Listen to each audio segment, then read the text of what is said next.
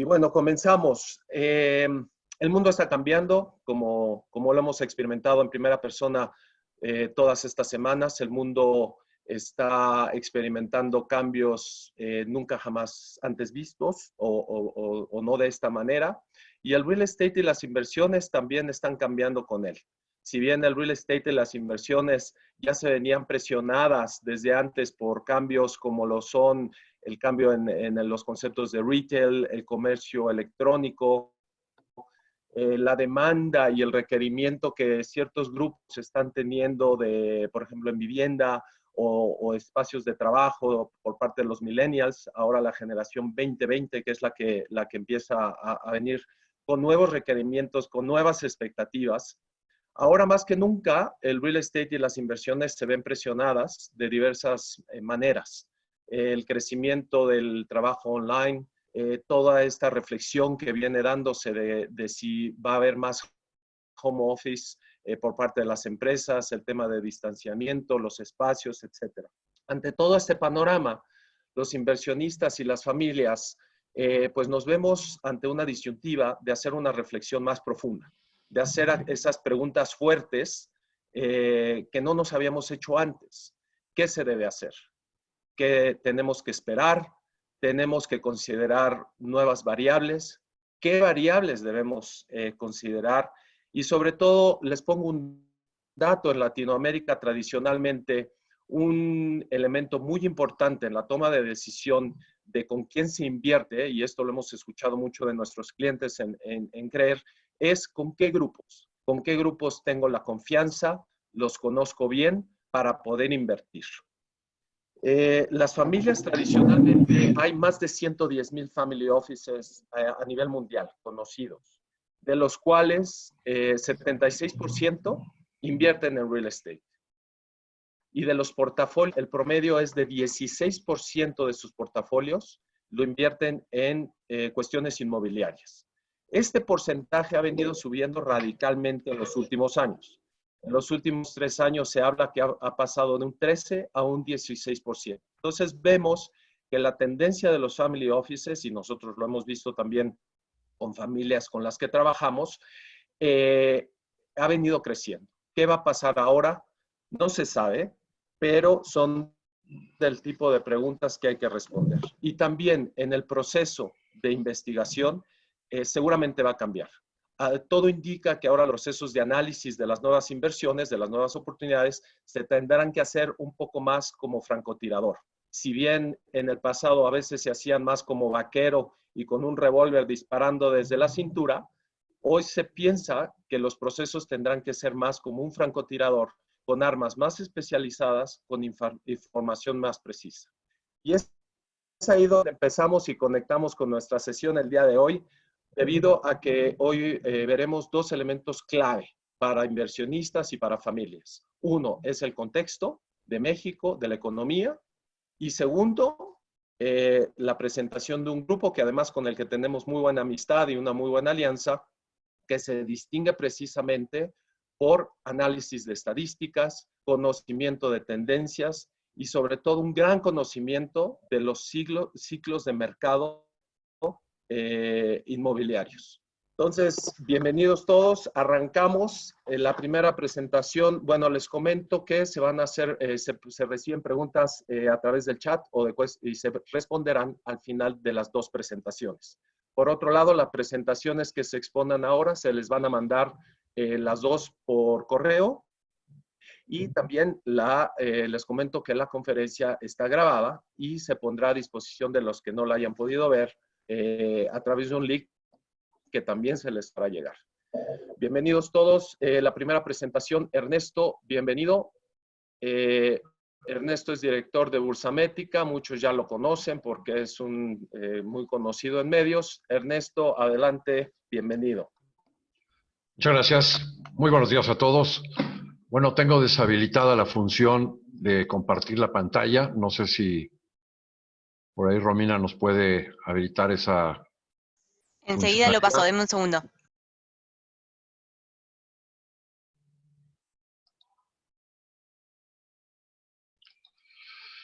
Bueno, a mí me va a tocar en lo que me habilitan el botón de compartir pantalla, pues me toca hablar de cómo se ve la economía mundial y cómo se ve la economía de México. Y una les puedo ir anticipando que en 42 años que ya cumplo como analista, pues nunca había visto una cosa igual de dramática, tanto a nivel mundial como para la economía de México, ¿no? Los indicadores que estamos conociendo de abril, por ejemplo, pues todos son de espanto, ¿no? Tanto los de empleo como, creo que ya voy a poder, tanto los de empleo como los de producción o comercio, ¿no? Sigo teniendo inhabilitada la función. Ahí ya debería figurarle habilitada. Por favor, confírmelo. Ya, por fin. Bien.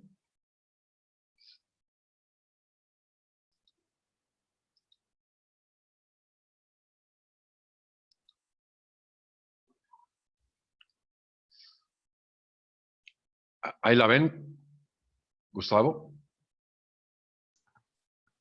Sí, se ve perfecto. Perfecto, ok. Bueno, iniciamos, ¿no? Primero presento esta lámina donde se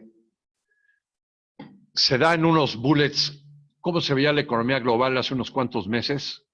La verdad es que estábamos atravesando en distintos países, quizás con algunas excepciones como México, pero en general por una situación de bonanza económica poco antes vista, ¿no? Teníamos un crecimiento relativamente alto en la economía mundial, quizás no el máximo histórico, pero sí llevamos varios años con crecimientos relativamente altos en la actividad económica en distintos países, sobre todo en los países más ricos, con sincronía en todas las regiones, todos creciendo, lo cual retroalimentó, porque ya pasó el ciclo de bonanza, con tasas de desempleo en mínimos históricos. Y también veíamos que las políticas monetarias, que hace año y medio se hablaba de la divergencia monetaria, porque algunos bancos centrales, como el de Estados Unidos, iba hacia la normalización de sus políticas monetarias, mientras que otros bancos centrales todavía andaban en políticas monetarias súper expansivas, extremas. Bueno, pues ya veíamos una convergencia hacia todos, hacia volver a bajar tasas y todos hacia dejar de recoger dinero o seguir emitiendo dinero. Muy baja inflación a pesar de estas políticas monetarias extremas que tuvimos en los últimos 11 años. Tasas de interés todavía muy bajas y con tendencia a la baja en todo el mundo. Rendimientos en los mercados accionarios y bienes raíces elevados. Incluso se hablaba de cierta sobrevaluación por todos los mercados accionarios. Veíamos, después de 11 años, un saldo de crédito en empresas elevado. Si las empresas habían aprovechado muy bien estos 11 años de tasas muy bajas y abundante liquidez y se habían endeudado. Sin embargo, los bancos, dada la sobreregulación y las estrictas reglas de capitalización, se encontraban con un buen estado de salud. Y por otro lado, también habría que mencionar que en general los déficits fiscales de los países estaban en niveles sumamente bajos, a excepción de Estados Unidos, donde por las políticas extremas fiscales del señor Trump, pues se tiene un déficit superior al billón, $1 trillion anualmente, ¿no? Bueno, así se veía la actividad económica y hoy la cuestión ha cambiado radicalmente. Presentamos esta otra lámina que, por cierto, nosotros vamos a poderles distribuir esta presentación y la de Mariano a todos los asistentes. Así que no se molesten estar tomando notas, van a tener acceso a la misma. Esta segunda lámina nos presenta cuál es la lectura más oportuna que tenemos de las economías para el mes de abril, y es a través de los indicadores de gerentes de compra o PMIs que se producen en distintos países para los sectores de manufactura y no manufacturero o servicios, y que tiene una lectura de la siguiente forma: cuando estos indicadores están arriba de 50 puntos, implican que hay expansión en el sector. Cuando están abajo de 50 puntos, implican que hay contracción. Bueno, los datos que tenemos aquí al mes de abril, en muchos casos son mínimos históricos, nunca antes vistos desde los 90, cuando empezaron a utilizarse estos indicadores. Por el lado de la manufactura, el indicador global en 39.8 unidades es digamos, un claro indicio de una contracción muy severa en la manufactura a nivel global. Y dentro de estos destacan por sus números muy bajos los que están abajo de 40 puntos, que son Brasil, el Reino Unido con 32.6, el más bajo de toda la muestra. La zona euro también bajísima en manufactura, en 33.6. Destacaría que en China, que también se había caído a niveles de 40 unidades, hubo un repunte importante en marzo cuando reabrió su economía a 50 unidades, en la rayita entre crecer y no crecer, y en el mes de abril vuelve a decaer a 49.4. En el caso de Estados Unidos, la contracción también muy severa en 40.5, lo mismo que en Japón, 41.9, y en México 40.5, también son contracciones importantes en la manufactura.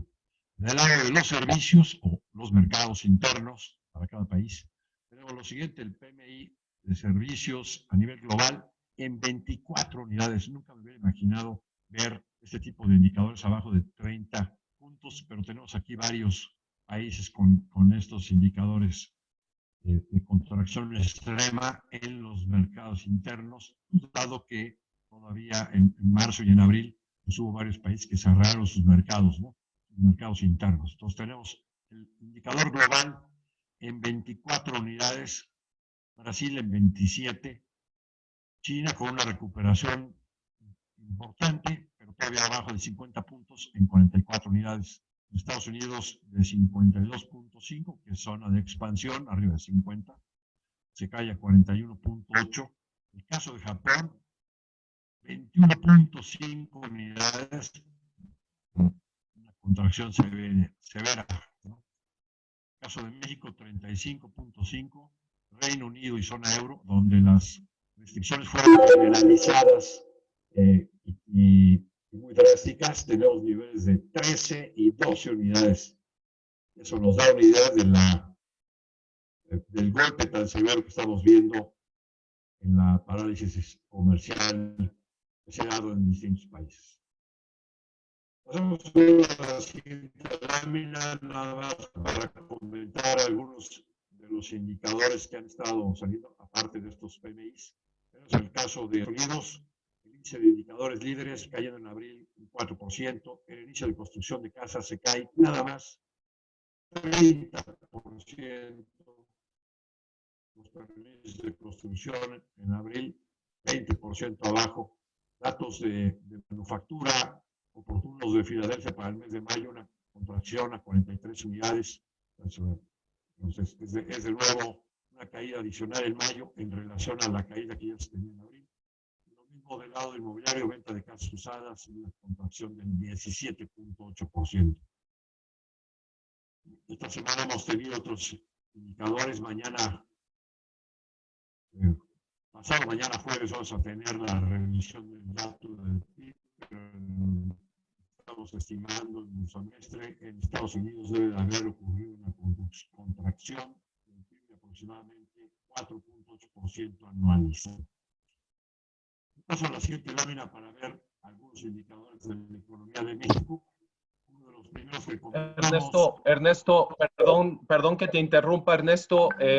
Nos dice la gente en el chat que se escucha un poco cortado, con un poco de interferencia. No sé si sea el micrófono o tu conexión. Bien, me voy a cambiar a audífonos para... Gracias, creo que sí mejora. Si nos pueden poner comentarios los participantes si se escucha mejor, si nos pueden ¿Mucho poner mejor? comentarios. Yo escucho mejor, pido a los participantes si nos pueden confirmar que se oye mejor. Sí, nos están diciendo que sí, está mucho Bien. mejor. Ahí está mejor, De Ernesto, acuerdo. gracias. Muy bien. Bueno, pues seguimos comentando ahora algunos indicadores de la economía de México. Vimos en la lámina anterior indicadores de la economía mexicana, de la economía americana, con unas caídas brutales, sobre todo el inicio de construcción, ¿no? 30% abajo, el indicador de manufactura de Filadelfia también bajísimo, venta de casas usadas 17% abajo. En México tenemos en Bursamétrica 3 indicadores oportunos de la economía. Uno de ellos es el más oportuno, es el IBEM. Lo sacamos normalmente en los días 10. En este caso lo buscamos el 12 de mayo. Con ese podemos hacer un pronóstico preliminar de cuánto se pudo caer la economía en el mes de abril. En nuestra estimación, que parte ya de algunos datos que ya conocemos de abril, como los datos de la industria automotriz, los datos de las ventas de las cadenas comerciales, pues nos da una estimación preliminar de una caída del PIB del 24% del PIB mensual, que se llama el IGAE. La tasa de desempleo, conocimos también datos del primer trimestre con un ligero incremento al 3,5%. Y luego tuvimos también datos de las ventas minoristas, al menudeo, una caída del 0,8% mensual. En marzo va a ser mucho más severa, ya alcanzar 10% de caída en el mes de abril. También tuvimos datos de la inflación a la primera quincena de mayo, donde vimos un ligero incremento en inflación, en la tendencia de inflación, pero básicamente porque en el caso de la muestra de índice de inflación en México pesa mucho 3 ingredientes que son los componentes de la salsa típica mexicana, que son el jitomate, la cebolla y el chile. Ambos, esos 3 componentes subieron mucho, con un ligero incremento en la gasolina, y eso dio como resultado que la inflación en los últimos 12 meses subiera del 2,25 al 2,83. La inflación subyacente, la que elimina los componentes más volátiles, se ubica en 3,76 arriba de la inflación general. Y estamos conociendo esta semana la balanza comercial. México, en lugar de 2.800 millones de dólares de déficit, fue más de 3.000, y por dentro, pero no se ve aquí los datos porque apenas acaba de salir, hay una caída en las exportaciones nada más del 40%, y en las importaciones una contracción del 30% anual. Esta mañana estamos conociendo el dato del IGAE de marzo. Sale mejor que lo que estábamos nosotros estimamos una caída del 4% anual, sale una contracción, el dato de esta mañana del 2,3%, y con esto a su vez tenemos una cifra de caída en el PIB de México en el primer trimestre, también de poco más, alrededor del 2,3% anual también. Mañana conoceremos la tasa de desempleo. Sería el dato más relevante que falta por ver en la semana. Paso a la siguiente lámina para analizar las distintas alternativas de plazo en el mercado de valores gubernamentales. Tenemos lo siguiente: se está pagando más a un día, 6%, que a un año. Se paga en términos equivalentes a una tasa en curva de 182 días, se paga el 4,9, es decir, hay una pendiente negativa en la curva de rendimientos de los valores gubernamentales hacia un año, y a partir de ahí empieza a subir hasta niveles de 7,09 en el plazo hasta noviembre del 47, el plazo más largo. ¿Qué es lo que estamos aquí viendo al final de cuentas? Que el mercado sí está descontando en la curva de rendimientos que el Banco de México pudiera todavía bajar por lo menos medio punto más la tasa de interés. Eso es lo que está observando como resultado de esta curva de rendimientos de valores gubernamentales.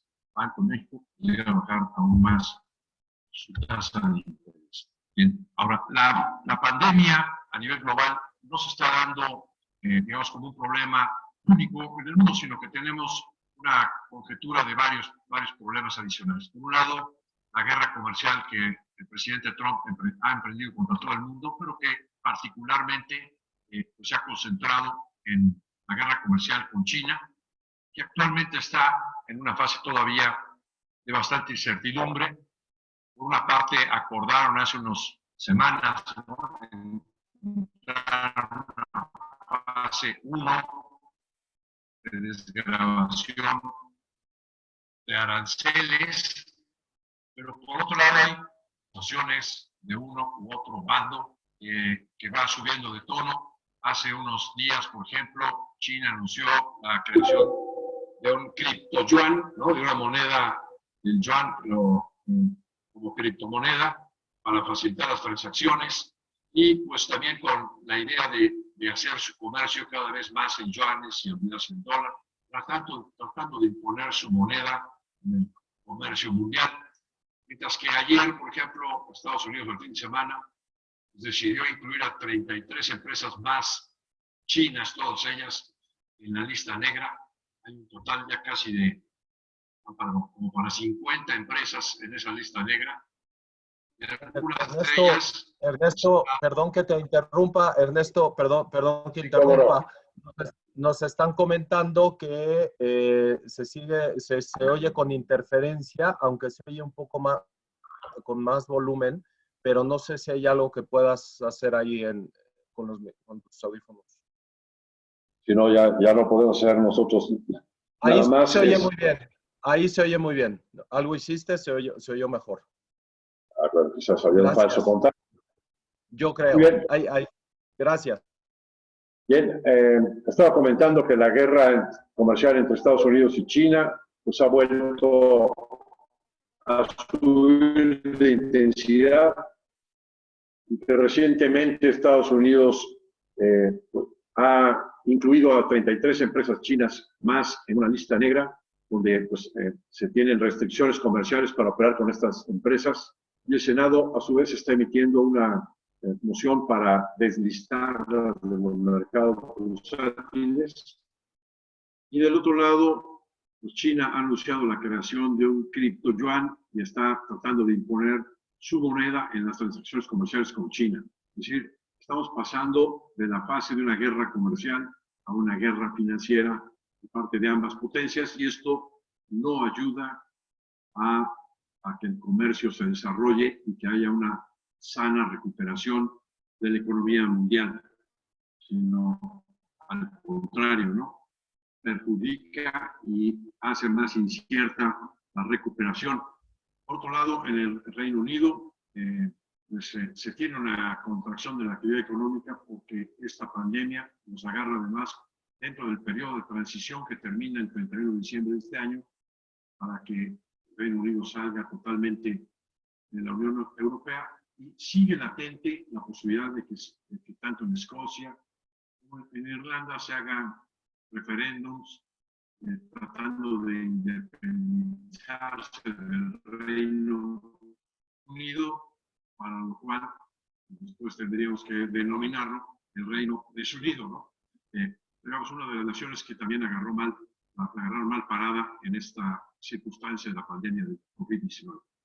Por otro lado, tenemos también la guerra de precios del petróleo, que recientemente motivó a que Estados Unidos, el presidente Trump, como llaman aquí en México, convocara a un recorte, como nunca antes lo habíamos visto, de casi 10 millones de barriles diarios, que resultó totalmente insuficiente. Pocos días después el precio del petróleo se fue a negativos, lo que ya había pasado con el precio del gas, y esto básicamente porque no hay suficiente capacidad instalada de almacenamiento para el ritmo de producción que hay y la contracción de la demanda que es severa a nivel mundial.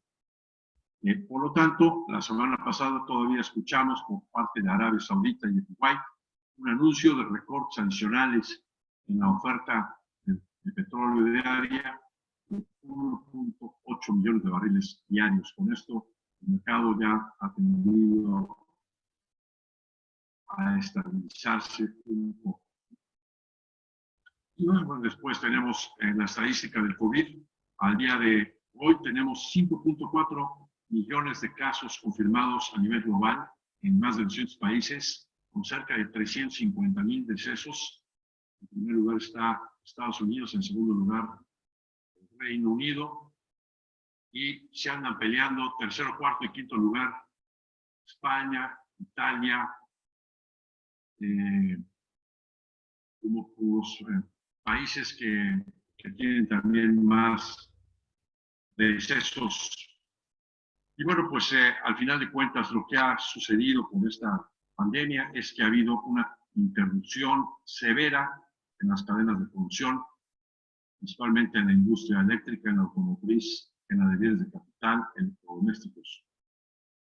Y con esto, pues el Fondo Monetario Internacional estima que la recesión mundial podría llegar a dar una caída en el PIB global del 3%. En noviembre, el Fondo Monetario estimaba un crecimiento del más 3%. Ya eso implicaba una desaceleración. Pues ahora es menos 3%. Y no descartaría que en previsiones que haga próximamente, como las que están haciendo distintos analistas en todo el mundo, se llega a la conclusión de que la contracción de la actividad económica debería ser mayor, y ahorita vamos a explicar qué.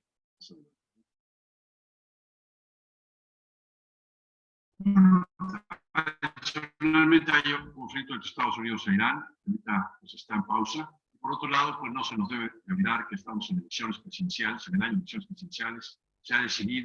No se ha decidido todavía posponer esas elecciones. Por lo tanto, pues toda esta circunstancia está todavía pues inmersa dentro de una circunstancia política, las elecciones presidenciales del país más importante del mundo, y con un contrincante que no es nada facilito, el señor Trump, y que pues en la medida en que veamos que su popularidad no repunta, pues ha caído con esta circunstancia del mal manejo de la pandemia, si no repunta, pues seguramente va a seguir dando por el lado de su bandera favorita, que es el lado del proteccionismo, y principalmente la puede agarrar contra dos países. Uno es China, y el segundo, pues el que le queda más facilito, es México. En esta otra lámina ponemos los principales aspectos de la guerra comercial contra todo el mundo. No va a estar mucho tiempo, se ha agarrado contra todos, ¿no? Y lo que generó esta guerra comercial con todo el mundo, al final de cuentas, es que en meses anteriores la manufactura americana sufrió una recesión porque la guerra comercial hizo y la circunstancia de un dólar relativamente caro contra todo el mundo pues hizo que los manufactureros americanos, tanto en su mercado interno como en el mercado internacional, eso generó una recesión en la manufactura que a su vez generó un incremento en la capacidad utilizada ociosa, por lo que nosotros ya veíamos que se podría acercar una recesión hacia finales del año. Me voy a detener los 7 minutos a platicar sobre las medidas que están tomando los gobiernos. Uno es el lado de las políticas monetarias de los bancos centrales y el otro aspecto es el lado de las políticas fiscales. Del lado de las políticas monetarias, aquí tenemos una lámina que nos presenta un marco teórico de cuál debería ser la evolución lógica de estas políticas monetarias extremas que los bancos centrales en todos los países ricos implementaron hace 10, 11 años, después de la crisis, de la gran crisis hipotecaria que se tuvo en todo el mundo.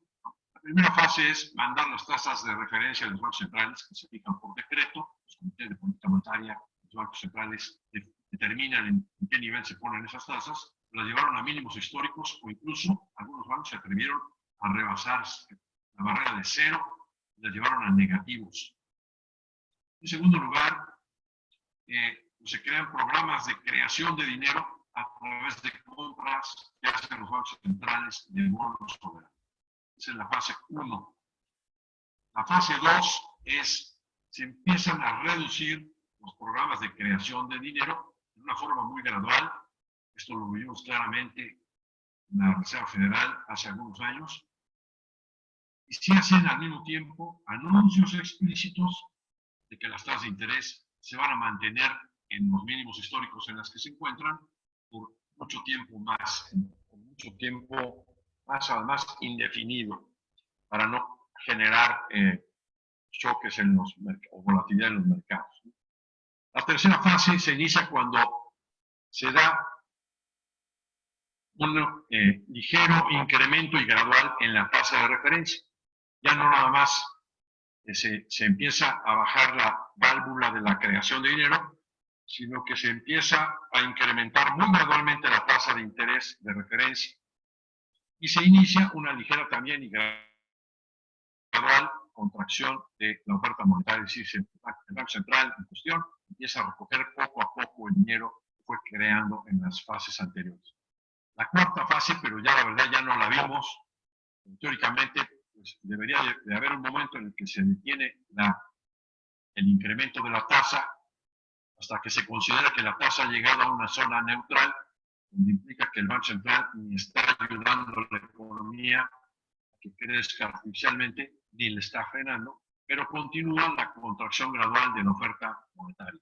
Sigue el Banco Central recogiendo el tiradero de las fases 1 y 2. Y la fase quinta, pues cuando la economía ya se hubiera sobrecalentado, pues debería de venir un incremento adicional en las tasas de referencia, un incremento fuerte, y acelerar la contracción de la oferta monetaria. El dinero ya en forma más agresiva para contener las presiones inflacionarias y un sobrecalentamiento de la actividad económica. Las fases 4 y 5 ya no las hemos visto desde que se crearon estas políticas monetarias cuantitativas extremas. Si solo hemos visto la fase 1, 2 y 3. Y lo que quiero llamar la atención con esta lámina es que desde el año pasado, donde ya veíamos algún banco central, los bancos centrales ricos en fase 3, se empezaron a regresar hacia fase 2 y actualmente con la pandemia los bancos centrales se han regresado todos a la fase 1. Todos han llevado de nueva cuenta sus tasas de interés a cero o a negativos y todos han vuelto a implementar los programas de expansión monetaria de una forma muy agresiva. ¿Qué implicaciones tiene esto? Ernesto, aprovecho el cambio de lámina para decir que nos quedan algunos minutos, unos 5 minutos para darte, y a lo mejor que no te acerques tanto el micrófono, eso ayuda un poco. Ya se está escuchando mejor, pero gracias. Ahora estoy demasiado cerca. Ok. Bien. Las políticas monetarias extremas crean distorsiones muy importantes en todos los mercados, no nada más en los mercados financieros, sino también en los mercados reales, en los mercados de materias primas, en los mercados de acciones, en los mercados de bienes raíces. Aquí tenemos una muestra de lo que ha pasado en los años anteriores, ¿no? Cuando la Fed era la que creaba el dinero, dólares en exceso, teníamos este patrón de comportamiento, un dólar que tendía a debilitarse, tasas de interés de largo plazo se iban a niveles muy bajos, como los tenemos hoy de nueva cuenta, las materias primas para arriba, bolsas para arriba, bienes raíces para arriba. Después, la Reserva Federal dejó de crear dinero, pero los que sí estaban creando dinero eran el Banco Central de Euro, el Banco de Japón. El comportamiento fue diferente. Tuvimos un dólar que se apreció, las tasas de interés de largo plazo bajaron, las materias primas bajaron, dieron. ¿Cuál es el comportamiento que estamos viendo actualmente cuando vemos que todos los bancos centrales están creando dinero? Tenemos un comportamiento de los mercados parecido al que está del lado derecho de sus pantallas. ¿Por qué? Pues porque la creación de dinero está siendo más importante del lado del euro y del yuan y del Banco Central inglés que la creación de dinero por parte de los americanos. Y entonces estamos teniendo un patrón de comportamiento más parecido al que sucedió en el pasado, en este diagrama número 2. Eso es lo que estamos teniendo y es probable que eso es lo que se mantenga. Un dólar que tiende a fortalecerse contra todas las monedas, como ha sucedido este año. Tasas de interés de largo plazo para abajo. Tenemos hoy en día la tasa en dólares a 10 años al 0.6% anual. El día de ayer o antier, el gobierno inglés emitió un largo plazo a tasa negativa y el incremento del dólar hace que los precios de las materias primas tiendan a bajar, pero las acciones y los bienes raíces tienden a subir. Tenemos esta otra lámina donde se ve lo que han hecho los principales bancos centrales con sus que han pasado a la fase 1. Y por otro lado, con esta lámina termino, las políticas fiscales que están siguiendo los países son también extremos. Casi todos los países traen paquetes fiscales, de incentivos fiscales, que superan 10% del PIB. Los países ricos en promedio andan en el 20%, Alemania está en el 30%, en el caso de Europa así están. Entre los paquetes que hacen los distintos países y los que hace la Unión Europea, que es 2%, 2,5% del PIB. Entonces, estamos hablando de una política fiscal extrema como nunca antes la habíamos visto. En el caso de China también, sus programas de estímulo a la inversión y paquetes fiscales de gasto fiscal en las provincias pues están reanimando a su economía. En el caso de Japón, el paquete fiscal es de 20%. Ernesto, sí, Ernesto, perdón la nueva interrupción. Países menos ricos. Ernesto, perdón, nada más, muy rápido, perdón la interrupción, nada más nos sugieren si quitas tu video para estos últimos minutos que te quedan, se puede escuchar mejor, probablemente. Bien. O sea, aquí, a ver si ayuda. Si quitas tu video y dejando la presentación. ¿De acuerdo? A ver si lo logramos y mejora un poco. Muy bien. Bueno, entonces, en general, el mensaje de esta lámina es: los gobiernos han estado implementando políticas fiscales extremas, lo que junto a las políticas monetarias extremas, pues hace que la economía tenga relativamente buenas expectativas, que es lo que está generando hoy en día incertidumbre, y me parece que con esto estamos llegando al límite de las políticas económicas. La incertidumbre sobre si puede haber brotes en el futuro en la pandemia, ahora que se está reabriendo la economía a nivel mundial. Y por otro lado, la incertidumbre sobre la guerra comercial con Estados Unidos y China, que les digo que tampoco ayuda. En esta última lámina tenemos las proyecciones que hace el Fondo Monetario Internacional para distintas economías. Pues, llama la atención la contracción que se espera para Alemania, pero para Italia o España, caídas de 9 y 8% en las economías. Y luego, por otro lado, del lado derecho, tengo las estimaciones que se hace en una encuesta que hace Consensus Forecast, Consensus Economicus, de Londres, para los países latinoamericanos. Para el caso de este año, que es las barras moradas, en Argentina se espera una contracción del 7.4%, en Brasil del 5.5%, en Chile del 3.7%, en México del 7.6%. Nosotros estamos estimando una contracción del 8%. Y termino con esta lámina en el caso de México. La crisis en México no es nada más la crisis de la pandemia, sino que tiene 4 principales choques, 4 cisnes negros que se le aparecen, que coinciden en el tiempo para la economía mexicana. La recesión global, la guerra de precios del petróleo que afecta particularmente a Pemex, en una circunstancia en la que pues, el grado de inversión tanto de Pemex como de la deuda soberana depende del futuro de Pemex, lo hace pues, muy delicado. La crisis de confianza que tiene que ver con decisiones y políticas públicas erráticas, la falta de respeto al por la violación al Estado de Derecho constante que hace el gobierno y la crisis de inseguridad que es creciente. Todo esto al final se refleja en una contracción de la inversión y cada vez es más drástica.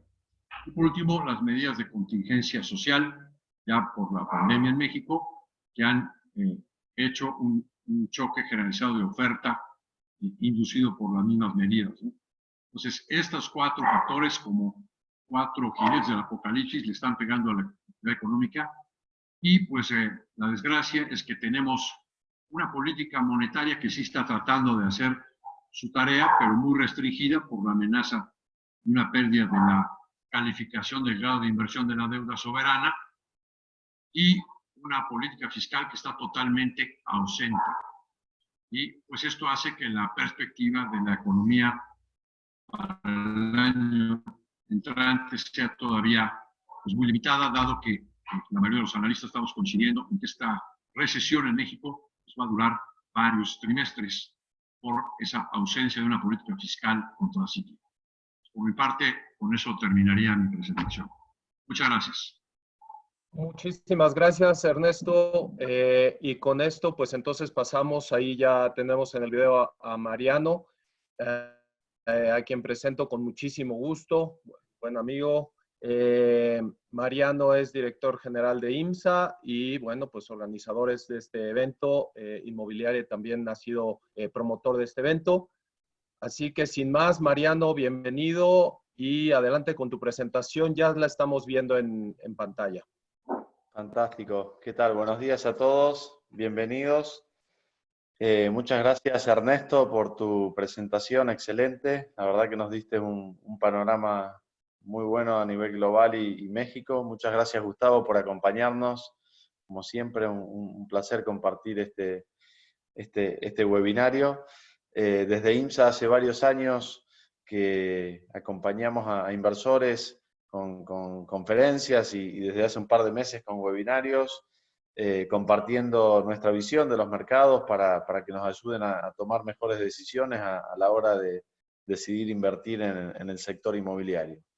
La verdad que hemos pasado muchas crisis. Las crisis son bastante difíciles de predecir. Lo que sí hemos aprendido es a poder interpretarlas y aprovecharlas, ¿no? Desde el año 2001 aprovechamos el buen momento que vivió Estados Unidos hasta el 2007. En paralelo, desde el 2003, luego de la crisis de Argentina, estuvimos muy activos en Argentina y Uruguay, haciendo muchas inversiones hasta el 2009. El 2009 nos trajo nuevamente aquí a Estados Unidos para aprovechar la crisis que hubo y aquí en la Florida estuvimos muy activos hasta el 2015-16 haciendo inversiones. Y ya llevamos 4 o 5 años en Detroit y España, que fueron dos mercados en el 2015-16, se manifestó también la oportunidad. Así que bueno, nada, un placer nuevamente, un privilegio estar con todos ustedes y compartir esta jornada. Vamos a empezar con dónde invierten los 200 fondos globales más importantes del mundo, ¿no? Y esto es importante notarlo porque evidentemente los equipos y el profesionalismo que cuentan estos fondos nos hacen pensar que son los más inteligentes, inclusive han demostrado ser los más rentables del mundo. Y vemos que generalmente la inversión inmobiliaria se concentra muy fuerte en Estados Unidos y en Europa, se llevan casi el 82% de la torta, ¿no? Cuando miramos un poco nuestros países de Latinoamérica, vemos que el volumen de inversión en nuestros países realmente es muy bajo. Y bueno, y eso se explica muchas veces porque estos fondos buscan mercados transparentes, en donde esté controlado el tipo de cambio, la inflación, de alguna manera haya financiamiento a bajas tasas, haya previsibilidad en las proyecciones, y bueno, todos sabemos que en Latinoamérica cuesta mucho, de alguna manera, tener previsibilidad a muy largo plazo, ¿no? Por eso es importante como inversores tener en cuenta nuestro patrimonio y cuánto de nuestro patrimonio lo tenemos invertido en nuestras economías de Latinoamérica, ¿no? Porque evidentemente, digamos, si los 200 fondos globales más importantes del mundo distribuyen su portafolio de esta manera, bueno, algo creo que podemos aprender de ellos. Siguiente, como vemos el volumen de inversión global, la primera línea es la global, la segunda Américas, incluido la de Estados Unidos y toda América del Sur, el resto Europa y Asia, ¿no? Vemos que claramente en los últimos 10 años, después de aquella crisis del 2008, el volumen de inversión inmobiliaria se incrementó muchísimo, cada vez hay más apetito por la inversión inmobiliaria, y vemos que en Europa, digamos, es el país que más venía creciendo este último año digamos, por el apetito inclusive de Estados Unidos, que es donde se concentran la mayor cantidad de fondos. Si ustedes se fijan en esta gráfica, el 46% de la inversión que recibe Europa proviene de Estados Unidos, ¿no? Que es el principal inversor en Europa. Y vemos, bueno, que el flujo hacia Estados Unidos se ha reducido en estos últimos años, pero bueno, sigue teniendo obviamente apetito e interés principalmente Estados Unidos. Aquí vemos el destino, de dónde surge la inversión y hacia dónde va. Claramente vemos aquí en forma más detallada, en las principales ciudades del mundo, hacia dónde van, ¿no? O sea, el flujo de inversión grueso sale de New York, de Los Ángeles, de San Francisco, principalmente de Estados Unidos, que es el gráfico que ustedes ven a su izquierda, marcado en verde. Algunos países de Europa como París y Londres también, digamos, generan bastante flujo, pero actualmente está yendo la mayoría hacia Europa, ¿no? Como vemos, París, Londres, Berlín, Dublín, Múnich, bueno, Madrid, Milán, son las ciudades, digamos, principales del mundo que más flujo de inversión hoy están recibiendo. Por otro lado, esto es una gráfica interesante que nos muestra que, bueno, se ha venido reduciendo la rentabilidad en estos últimos años, inmobiliaria, en estos últimos 30 años, se ha venido reduciendo el retorno por renta, o sea, actualmente estamos cercanos al 4 a nivel mundial, pero también ha ido cayendo en forma bastante paralela el rendimiento de los bonos, ¿no? De los bonos del Tesoro. Incluso esta gráfica no está actualizada a la fecha, pero hoy un bono del Tesoro está en promedio, dependiendo de los plazos y demás, en torno al 1%, con lo cual la renta inmobiliaria cuadruplica el retorno de la renta financiera, ¿no? Eso hoy lo pone en un escenario mucho más atractivo de lo que estábamos previo a la pandemia, ¿no? Entonces, además, si ustedes se fijan, más o menos la diferencia siempre fue de 2 puntos, pero una cosa es tener 2 puntos de diferencia cuando un activo rinde un 8 y otro un 6, o sea, y otra cosa es cuando en esta gráfica al final vemos que estamos entre un 4 y un 2, ¿no? O sea, la diferencia sigue siendo la misma de 2%, pero al haberse reducido tanto la renta, digamos, la renta inmobiliaria duplica a la financiera. Y hoy, como hablábamos, con esta caída en el rendimiento de los bonos, la está cuadruplicando. Bueno, ya nos vamos centrándonos un poco en lo que pasó, digamos, lo que está pasando en el mercado de Estados Unidos y España. Esto es a nivel general, luego vamos a repasar rápidamente, específicamente, qué está pasando en cada mercado, ¿no? Pero bueno, como comentaba también Ernesto, tanto España como Estados Unidos han generado fuertes inyecciones de liquidez, como para estimular las economías, y se ha generado mucha flexibilidad en los pagos de hipotecas, pagos de leasing de autos, hasta pagos de servicios. Las empresas han recibido mucha ayuda del Estado, con todo lo que son las nóminas de los salarios, inclusive, bueno, mucho seguro de desempleo también para las familias. Es decir, la gran inyección de liquidez que se ha generado, en principio, digamos, excepto en aquellos sectores en donde más pegó la economía, que obviamente es hotelería, turismo, etcétera, la verdad que el impacto que se está viendo hasta el momento no ha sido mayor, ¿no? Por otro lado, hubo mucha refinanciación de hipotecas, principalmente aquí en Estados Unidos, bueno, en España también. Bajaron las tasas, con lo cual las familias salieron a refinanciar, es decir, a tomar un nuevo préstamo, a tasas mucho más convenientes, con lo cual le generó ahorro a las familias. Tengamos en cuenta que en Estados Unidos el nivel de ahorro es muy bajo, en España también, pero más en Estados Unidos, y las familias hacen 3 meses prácticamente que no consumen muy poco, ¿no? Comparado con una actividad normal. Entonces, han recibido flexibilidad en el pago de hipotecas hasta 6 meses, con lo cual mucha gente, por más que tenga el ingreso, tomó esa ayuda y está generando ahorro y liquidez. Por otro lado, ha reducido su gasto. Y por otro lado, digamos, está teniendo el beneficio de que su costo de hipoteca le ha bajado muy, digamos, radicalmente, ¿no? Hasta un 30-40%. Los préstamos hipotecarios aquí en Estados Unidos estaban en torno al 4,5, 5, y hoy ya está viendo préstamos a 30 años a tasa fija del 3% anual. Y en España, ya veremos, está cerca del 1,75 anual a 30 años. Por otro lado, hubo bastante reducción de inventario nuevo, porque obviamente se frenó el inicio de obras nuevas.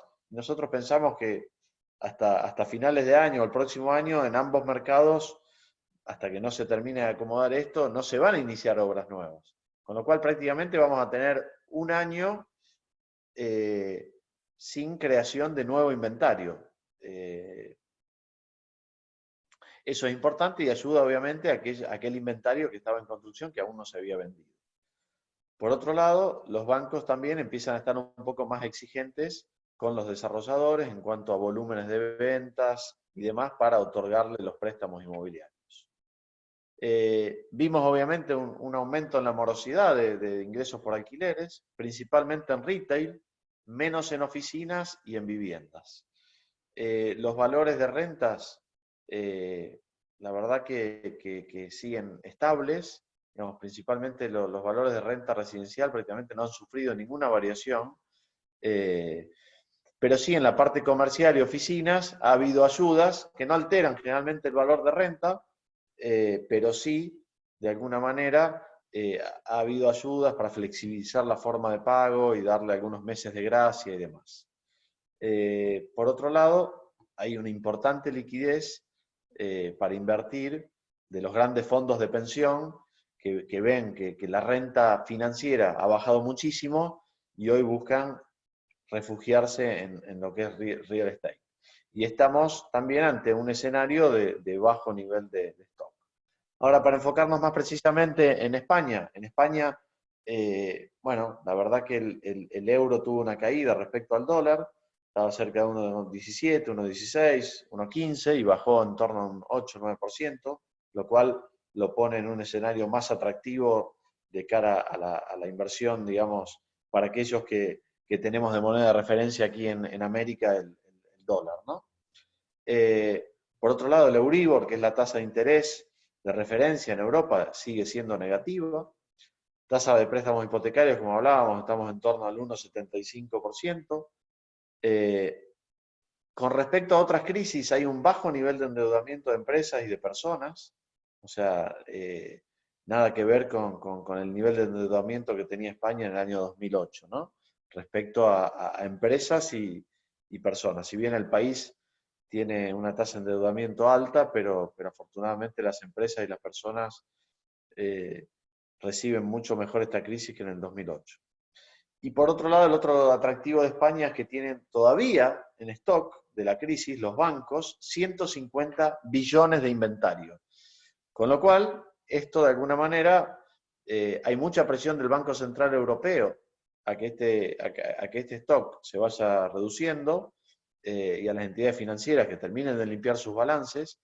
Y por otro lado, el costo que le implica a una entidad financiera absorber el mantenimiento de estos inmuebles es muy alto.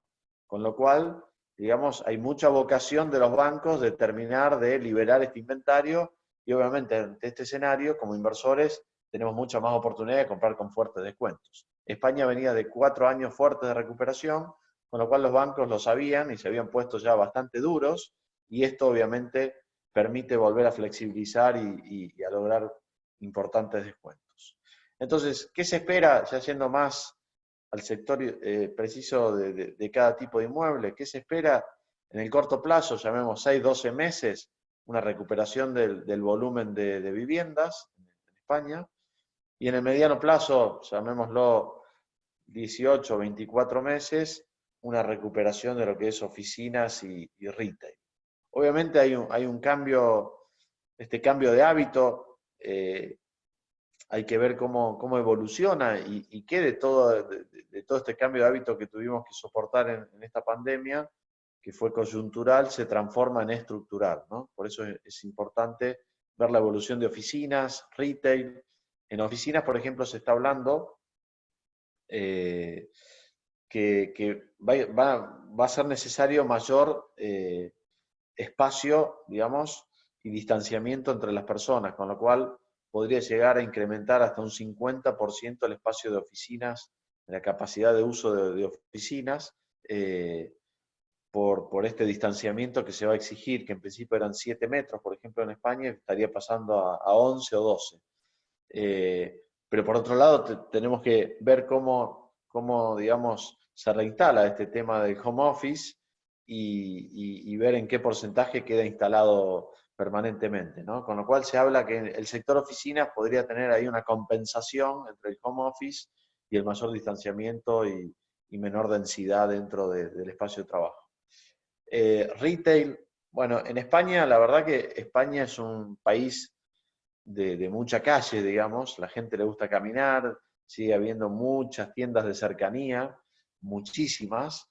El consumo electrónico, digamos, de todo lo que es compra vía internet es muy bajo, era uno de los países más bajos del mundo, 5%. La pandemia lo ha llevado al 10%, pero bueno, se espera que obviamente va a tener un impacto en el corto plazo, pero en el mediano y largo plazo aparentemente retail, lo que es principalmente en las high streets, digamos, en las principales calles, en donde Europa y España no escapa de eso, digamos, vive del turismo, con lo cual, y a la gente que pasea y viaja le gusta caminar, y entonces el retail no vemos que vaya a estar muy afectado en las principales calles. Sí, en las calles secundarias, digamos, vemos que puede llegar a tener un mayor impacto. Por otro lado, vemos hubo una caída de ventas en torno al 35%, es lo que se proyecta también para este año. Lógicamente, pues tuvimos 3 meses prácticamente inmovilizados. España ya abrió sus puertas.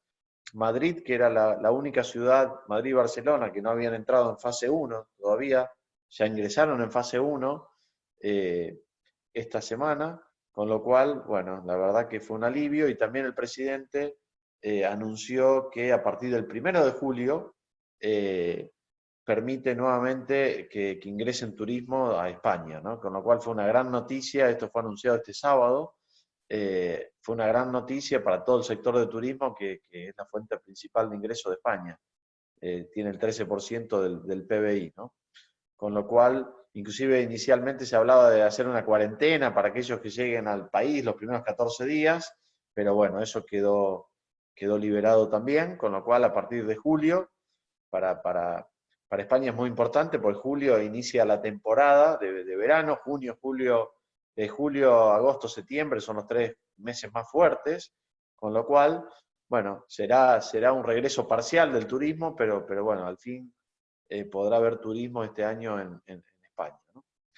El tema de las estimaciones de locales comerciales, se estima que podría haber un 20% de vacancia, digamos, generado por el coronavirus, y el 35% de menor volumen de ventas de los que estaban proyectados para este 2020.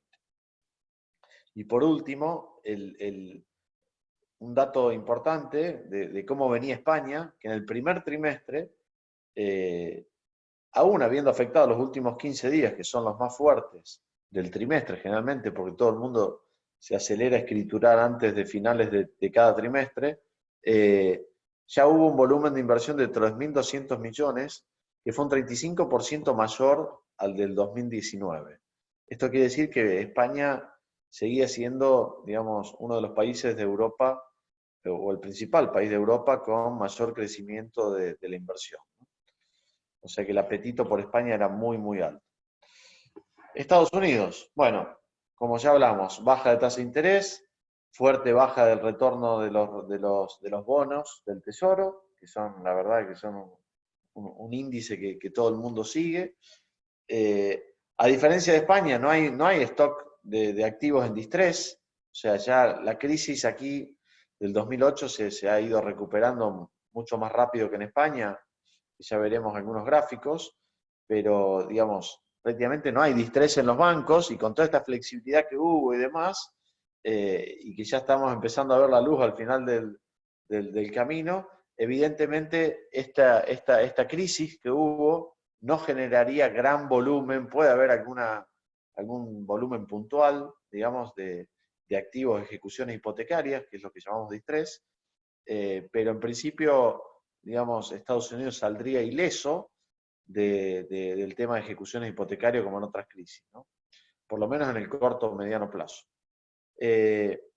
Por ejemplo, las ventas de vivienda en Estados Unidos habían sido, en febrero, previo a la crisis, las más altas de los últimos 13 años, o sea, en el mes de febrero. Y la solicitud de hipotecas de febrero también había sido la más alta de los últimos 11 años.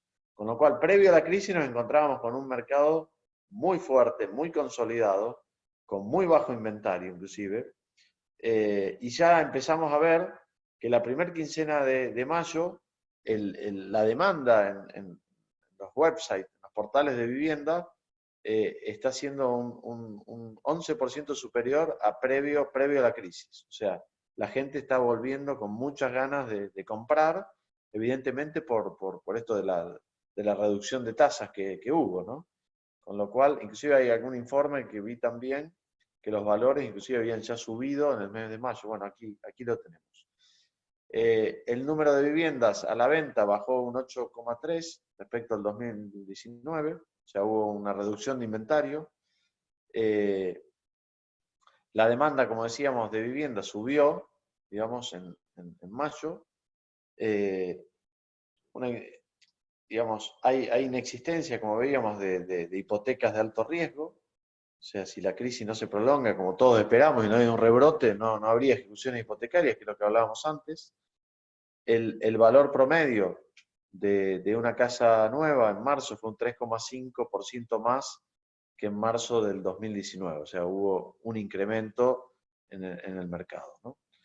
Y como decíamos, el tráfico de nuevas búsquedas está aumentando fuertemente ya luego de esta salida.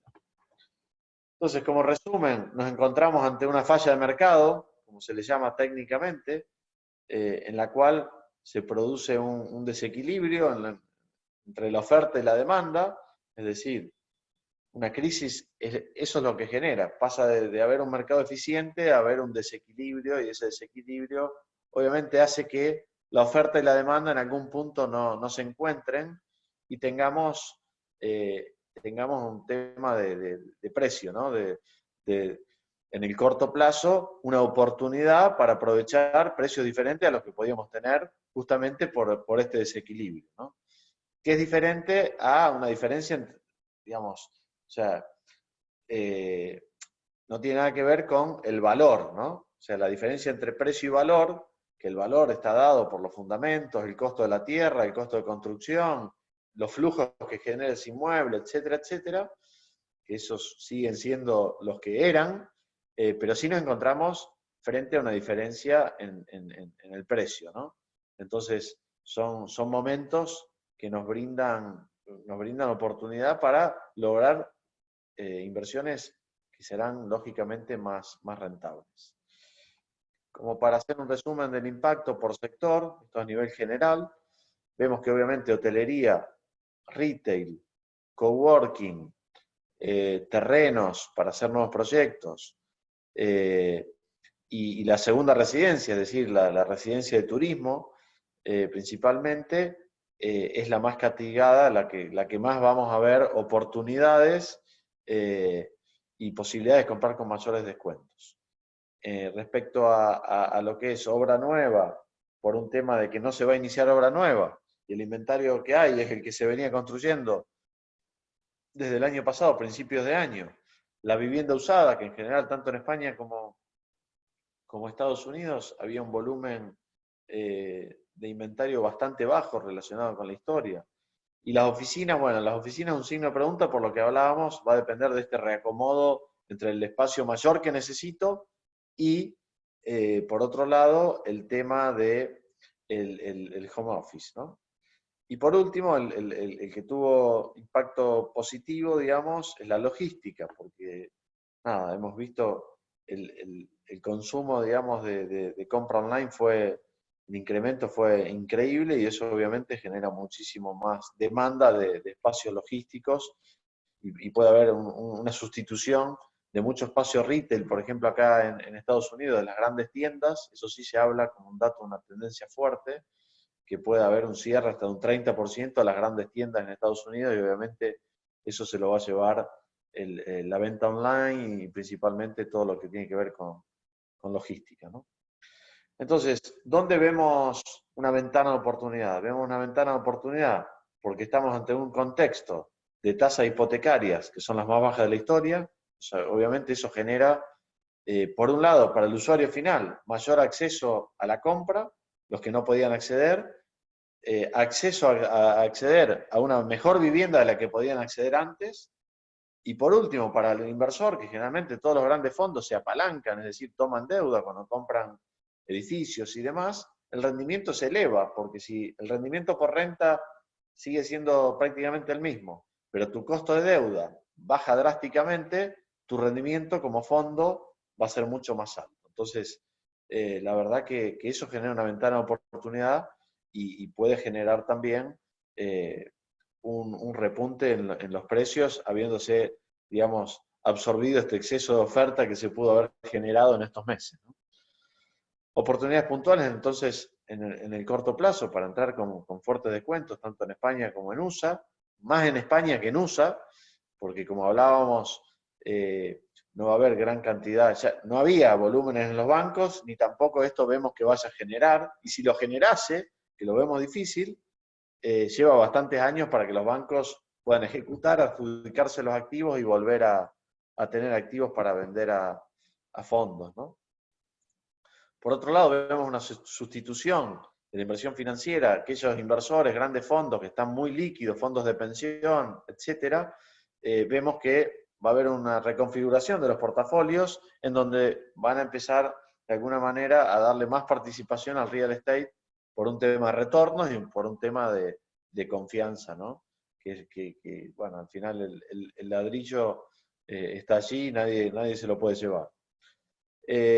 Por otro lado, rendimientos relativos muy convenientes, lo que hablábamos antes, o sea, el rendimiento frente a un bono ahora de cualquier activo inmobiliario promedio, estamos entre 4 y 5 veces más a lo que rinde un bono, generalmente era el doble, y hoy estamos ante un escenario muy favorable. El mayor poder de negociación creemos que se va a dar en España e Italia. Italia es otro mercado que no hablamos mucho, pero es un mercado que nosotros venimos observando hace varios años. Ya había tocado fondo, esta crisis creemos que terminó de perforar el piso en el cual estaba, con lo cual estamos pensando para el próximo año poner un pie allí también para poder aprovechar ese mercado que está, lleva 10 años de caída y creemos que bueno, después de toda esta crisis hay muchos fondos ya preparados para poner un pie en Italia, ¿no? Y por otro lado vemos como otra posibilidad para lo que es construcción o rehabilitación de edificios, que va a haber una reducción temporal en el costo de mano de obra, porque mucha gente, hay una sustitución también, digamos, de trabajadores que tal vez trabajaban en temas de turismo y demás. Ha habido una pérdida muy fuerte de trabajo que va a llevar su tiempo a reinstalarse y mucha de esa gente podría pasar al sector de la construcción y eso generaría que haya, digamos, mayor oferta de mano de obra y por ende una reducción importante en los costos de mano de obra de construcción. Algunos efectos de lo que es el aprovechamiento de las crisis. En el medio de la crisis vemos que el fondo más grande del mundo, que es Blackstone, gestionan 170 billions, levantó un fondo de 9.800 millones que es el fondo más grande de la historia de Blackstone para invertir en Europa en plena crisis, ¿no? Con lo cual un poco lo que veníamos comentando en la presentación de alguna manera queda como avalados con este jugador que es el más importante a nivel mundial. Entonces, esto es un poco nuestra visión respecto al mercado. Ahora, ¿qué visión tenemos que tener como inversores para aprovechar las crisis y las oportunidades inmobiliarias? La verdad que como inversor inmobiliario generalmente nos encontramos como un inversor más pasivo, ¿no? Nosotros decimos que el inversor que gana mucho dinero y logra tasas muy altas en lo que es inmobiliario es el inversor que piensa al negocio inmobiliario pero con una visión financiera. Entonces, tengo que pasar de invertir en el mismo mercado, en el mismo tipo de activo, a tener una visión más amplia, invertir en distintos mercados y en distintos tipos de activos.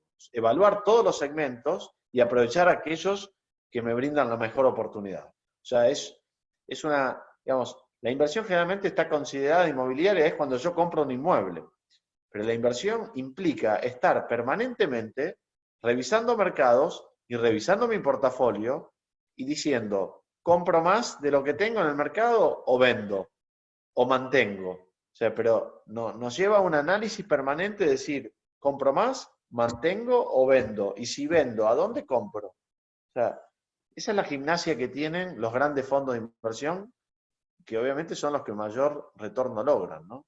Entonces, la invitación a todos los inversores es empezar a trabajar estas prácticas, ¿no? Empezar a mirar fuera de nuestro mercado local, que generalmente lo típico que hacemos los inversores inmobiliarios es operar en nuestro mercado local, pero hoy nuestro mercado es el mundo. De la misma manera que un asesor financiero te asesora en un momento entrar en una determinada industria y un determinado mercado, es decir, de la misma manera tenemos que operar con la inversión inmobiliaria, porque al final la inversión inmobiliaria es cíclica y la única forma de poder lograr altos retornos es aprovechando el ciclo. Y ahí entramos al otro concepto. Nosotros decimos que hay que pasar del concepto de location, que está muy bien para ir a vivir o trabajar, elegir el mejor lugar, pero en lo que respecta a la inversión inmobiliaria, tengo que tener el concepto de timing. El timing significa el momento más oportuno para entrar en un determinado mercado, en los distintos segmentos del mercado, y el momento más oportuno para salir. Porque eso es lo que genera una alta rentabilidad, que ya lo veremos con un gráfico. De tener una rentabilidad estimada, medio a ojo, como decimos en Argentina, ¿no? O sea, sin tener una evaluación bien ponderada con todos los gastos y demás, a tener una evaluación exactamente bien calificada. O sea, poder saber exactamente cuánto te rindió tu patrimonio inmobiliario el último año, los últimos 5 años o los últimos meses, ¿no? A nivel apreciación y a nivel ingresos por renta. Esto es importante, porque si no tengo información no puedo tomar decisiones. De pasar de adquirir a valor de mercado, como generalmente se adquiere de manera tradicional, a poder adquirir con descuentos, comprando en bancos, en subastas, ahí es donde se hace el beneficio. Comprando.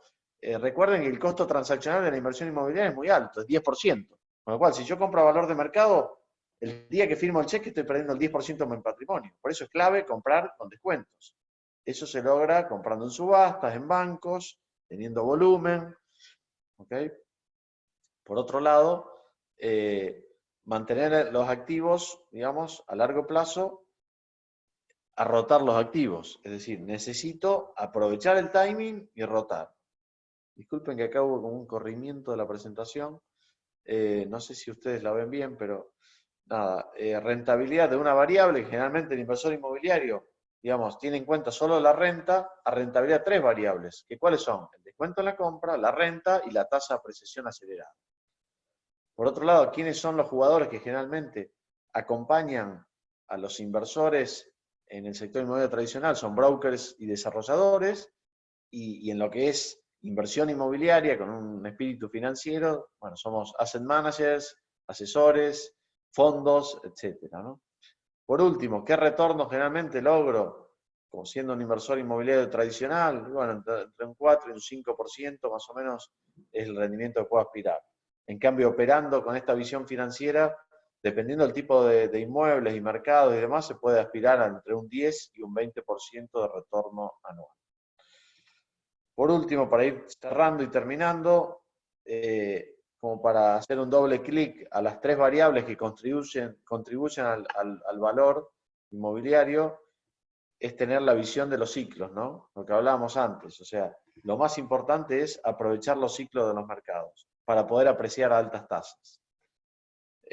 Piensen por un segundo, les voy a hacer una pregunta para que piensen, ¿cuál es la tasa de rentabilidad anual que ustedes creen que tiene real estate a nivel global, o sea, en el mundo? Y lo hemos hecho en muchos países y en todos nos coinciden. O sea, en el largo plazo, el rendimiento de un inmueble, generalmente, se los anticipo, es equivalente a la inflación que hay en ese país. Si lo medimos en moneda dura, sería equivalente a la inflación, o sea, en dólares, sería equivalente a la inflación en dólares de Estados Unidos. Fíjense este gráfico. Ay, no salió aquí el número, no sé qué pasó. No sé si se ve. Yo no lo veo.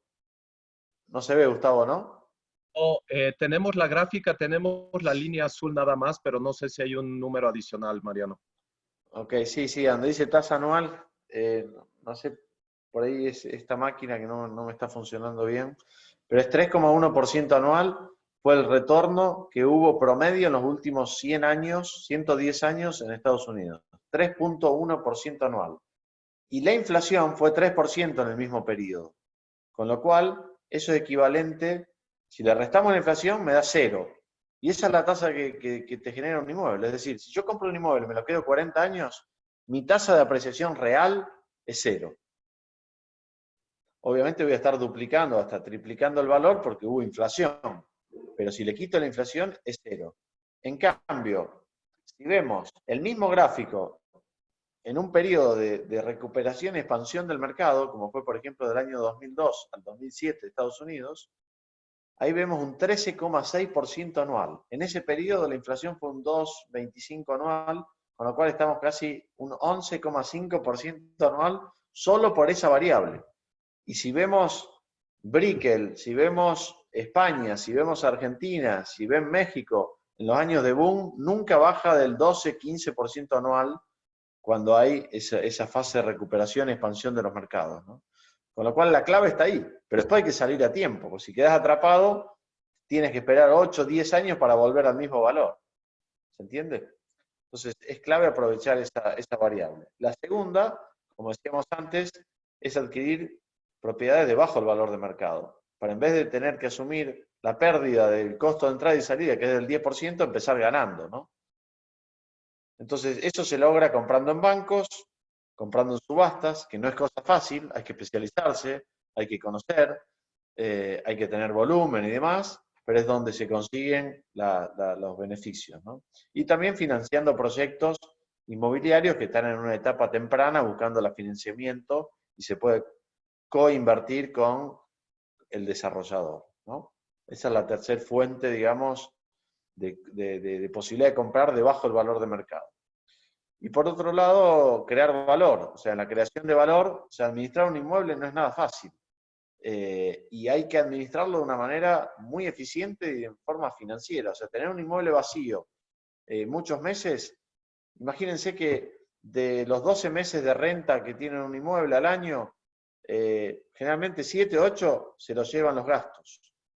7 o 8, entre los gastos y previsiones, futuros arreglos, etcétera, se llevan entre 7 y 8 meses, con lo cual el beneficio es 4 meses. Si yo tengo un inmueble 3 o 4 meses vacío, me llevó el 70-80% del beneficio. Entonces, administrarlo en forma eficiente y agregarle valor.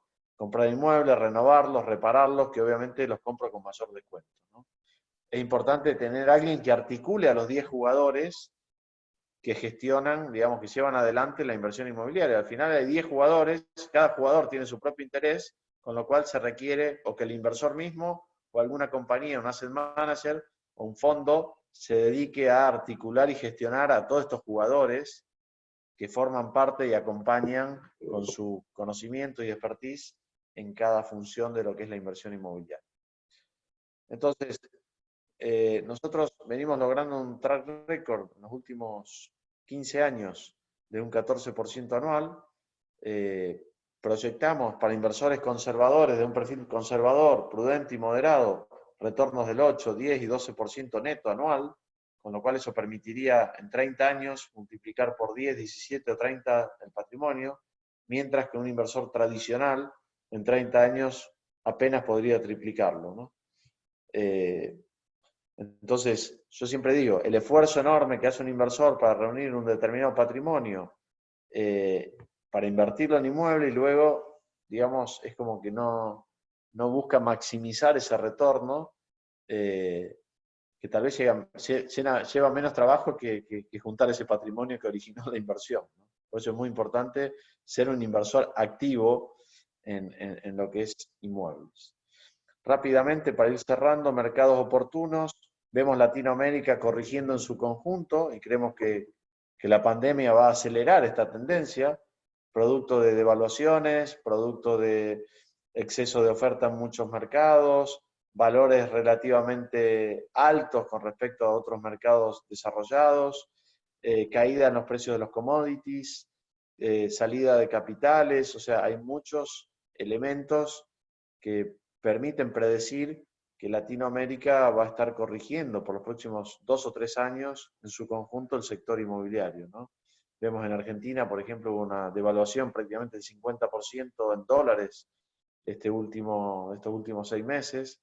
Ya se estima una caída del 25-30% en el valor de los inmuebles. Chile es otro país que sufrió mucho, Brasil sufrió una devaluación tremenda también, Colombia, bueno, México en menor medida, pero vemos también que está en un proceso de corrección. Estados Unidos, creemos, cuando hay crisis, todo el flujo, el pánico genera que todo el flujo se refugie principalmente en países desarrollados, y en ese contexto Estados Unidos es el que más inversión recibe, con lo cual vemos allí un mercado que va a seguir absorbiendo mucha inversión, y por lo que repetimos antes de tasas bajas y bajos retornos en el sector financiero, va a estar, digamos, va a haber mucho apetito por real estate. Detroit lo seguimos viendo como una de las ciudades con potencial a ganar más dinero, porque es una ciudad que tuvo una doble crisis, que ya lo comentaremos.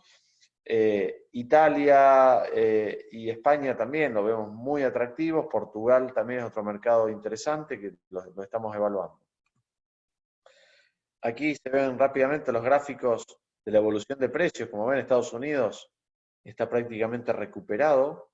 La línea más oscura es de la Florida y el resto es de las principales ciudades, 10 principales ciudades de Estados Unidos.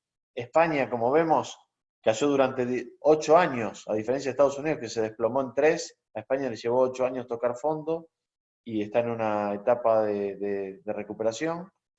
Y bueno, Detroit también se ha desplomado y llevamos un par de años de recuperación.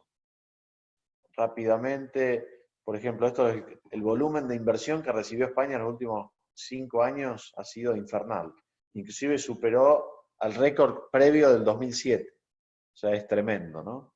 Esto explica que el apetito de los grandes fondos, por ejemplo, Blackstone, que es el fondo número 1, el 30% de su cartera la tiene invertida en España, mientras España es el 1% del mercado, digamos, donde invierten los fondos. Representa el 1,4% y Blackstone puso el 30% de su portafolio ahí. Creo que eso explica un poco todo, ¿no? Tasa de préstamo hipotecario, estamos en la más baja de la historia. En promedio está el 2,25, 2,30, pero hay préstamos ya al 1,75, como comentábamos antes. Algunos de las razones por las cuales creemos que es oportuno invertir en España, bueno, ya de muchas de ellas hemos hablado. Digamos, hay un volumen todavía muy importante en los bancos, los valores promedios todavía están muy por debajo de lo que estaba en el 2008, con lo cual hay mucho espacio para recuperar, principalmente en las provincias. Madrid y Barcelona, generalmente nosotros hablamos de la miopía del inversor internacional, ¿no? Generalmente cuando invierte va a las principales ciudades, eso hace que en esas ciudades se recupere muy rápido y se cree hasta una burbuja, como pasa en Miami, pasa en New York, pasa en Madrid, pasa en Barcelona, pasa en Polanco, pasa en todos los principales barrios de las principales ciudades del mundo. Cuando reciben flujo de inversión extranjera, se concentra en un solo sitio. Y el inversor extranjero cree que ese sitio representa el resto del mercado, y justamente es lo opuesto al mercado, digamos. Entonces, hoy ya el mercado para extranjero, digamos, de las principales capitales y ciudades y barrios, ya no es oportuno. O sea, hay que entrar a la periferia de esos mercados o a las provincias, que aún le queda bastante recorrido de recuperación. Dentro de España, los principales activos oportunos que vemos, edificios residenciales y oficinas, que todavía quedan bastante stock en los bancos, carteras de viviendas distribuidas por muchos sitios, que cuanto menor es el valor del inmueble, más costoso es para un banco administrarlo, con lo cual más dispuesto está a hacer descuentos. Retail en zonas turísticas, que se va a recuperar sin dudas. No va a desaparecer el retail en Europa, en España. En las principales calles va a seguir existiendo, con lo cual comprar oportunidades allí creo que asegura el éxito en el mediano plazo. Obras en curso que han quedado paradas de la crisis anterior, que también hay en los bancos, y terrenos urbanizados que ante esta falta de inicio de obras va a haber oportunidades para comprar con descuentos para desarrollar en el futuro. Rápidamente Detroit, como vemos, los valores residenciales han tenido recuperación en los últimos 3 años de casi el 50%. Nosotros entramos en el 2016 y la verdad que hemos tenido una evolución espectacular, pero todavía siguen siendo ridículamente bajos los valores residenciales porque no llegó el préstamo hipotecario a este segmento de propiedades.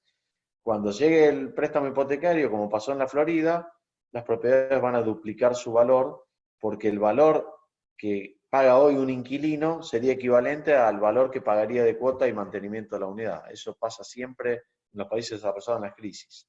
Entonces todavía hay mucho recorrido en Detroit para que estas propiedades que costaban entre 150 y 200 mil dólares lleguen a esos valores. Y a su vez, hoy Detroit es el mercado de mayor rendimiento por alquiler del mundo. O sea, no existe un mercado en moneda dura que te rinda un 10% neto, absolutamente de todo gasto, por renta. ¿Ok? Entonces, algunas razones. Detroit, para quien no conoce la ciudad, tuvo una crisis muy profunda. La ciudad cayó en bancarrota en el año 2013 y en el año 2014 se empezó a reconstruir. Un solo inversor llamado Dan Gilbert, que es el dueño de Quicken Loan, que es la compañía más grande de préstamos hipotecarios online de Estados Unidos, invirtió 2 billones y se compró cerca de 80 edificios, como los que ustedes ven allí de fondo. Los renovó completamente y trajo 20.000 personas de su compañía a trabajar y a vivir al centro de Detroit, a sus edificios. Con lo cual, dicho esto, obviamente le siguieron muchísimos fondos y grupos que han hecho la reconstrucción de Detroit, ¿no? Hoy Detroit se ha vuelto una ciudad muy atractiva para las empresas tecnológicas. Google, Microsoft, Facebook, están todas allí haciendo alianzas con todas las automotrices, que era la capital mundial del automotor, Detroit, y haciendo alianzas, haciendo robótica, trabajando en muchos proyectos de inteligencia artificial, innovación, muchísimas compañías de startups. El costo de vida en Detroit es 1/3 que en California, con lo cual muchísimas compañías jóvenes y startups instalándose en Detroit. La verdad que es un mercado totalmente en fase de recuperación con retornos espectaculares. Bueno, rápidamente para cerrar nuestro modelo, nosotros llamamos que el modelo tradicional de inversión a largo plazo, obtenés descuento cero en la compra, obtenés una renta neta, y acá siempre hacemos una distinción porque de bruta a neta hay una brecha importante. Hablamos de una renta neta del 3% anual, la apreciación real, como vimos, si te quedas un inmueble a largo plazo es cero, con lo cual tu rendimiento general termina siendo la renta, ¿no? Que es un 3%, y a su vez tenés que absorber el costo del 10% de entrada y salida. Con lo cual, si en algún momento salís, no sé, en 20 años, tendrás que asumir ese medio punto que te terminará dejando un 2,5. El modelo tradicional de desarrollo, bueno, el plazo es medio generalmente, porque entrás para después salir en preconstrucción. El descuento en la compra depende del proyecto, del mercado y demás. No se puede establecer un parámetro general. La renta anual es cero, porque durante un proyecto no hay renta. Y la apreciación dependerá. Si el mercado va para arriba, apreciará. Si el mercado está estable, tendrás una tasa de rendimiento cercana a cero. Y si está en caída, bajará durante el proyecto, ¿no? Y también tienes que asumir el costo transaccional. Con lo cual, el retorno de un proyecto inmobiliario depende de muchas variables que es muy difícil predecir. En nuestro modelo, nosotros buscamos mercados que estén en fase de recuperación, empezamos comprando como mínimo 20% bajo el valor del mercado, con lo cual en un proyecto a 4 años, que generalmente son los plazos de los proyectos, empezamos comprando 20% abajo, lo cual nos representa un 5% anual de rendimiento.